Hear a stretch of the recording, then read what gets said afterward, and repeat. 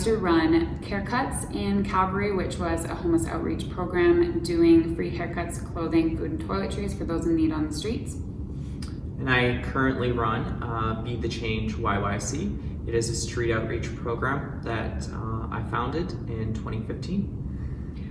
To me, homelessness is important because I believe that lots of homeless get institutionalized in hospitals, mental health care, and prison systems, and that reintegration back into society should be focused on, as well as restoration of our entire community. Absolutely. And homelessness is important to me. From the ages of 15 to 18, I experienced homelessness. Currently, I advocate for homeless rights, poverty reduction, and inclusion like LGBTQ2S rights.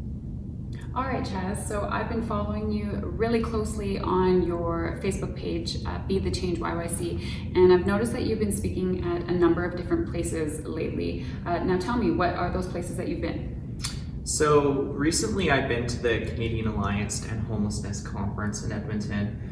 I attended the Alberta Legislature building, and even more recently, as you've seen, I gave a speech to City Hall on affordable housing and homelessness, of course.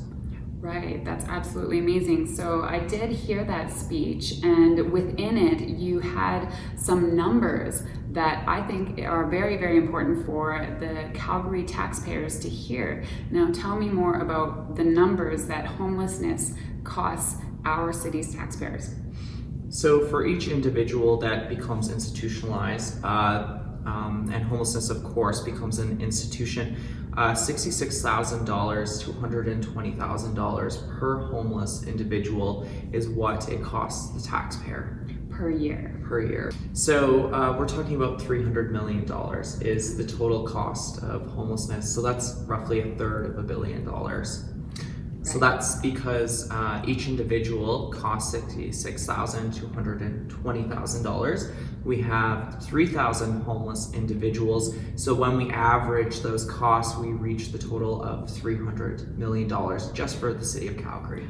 Right. So if every individual is costing $66,000 to $120,000 per year per individual, those costs are things like homeless shelters, of course, as well as police, fire, ambulance, medical, jail, prison, hospitalization, all of that sort of stuff. Vandalism, police calls, yeah. Right. Every little thing is calculated into there. So, instead of leaving the problem as it is, there's a different solution here. Now, you spoke about this in your speech, housing homeless individuals. What does that look like? What are the numbers of that? What are the costs of that? So when we talk about housing homeless individuals, we can have them, some of them need extra supports. So we calculated that in, and that reaches about $45 million to house 3,000 individuals with per year. The supports per year.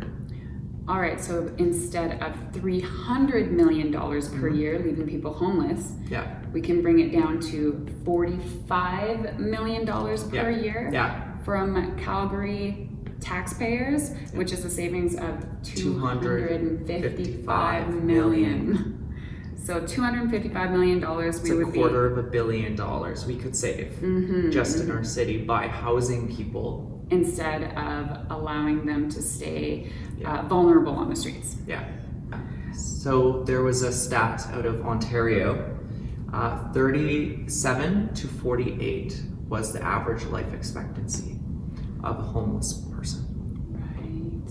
And we could do a whole lot better than that here in Calgary, I know it, and save ourselves a lot of money in between.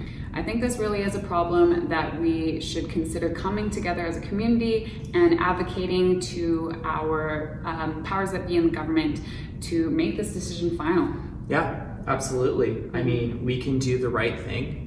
Currently, the system that's set up, unfortunately, is feeding crime, mental health, and addiction. I mean, homelessness is not fun. No.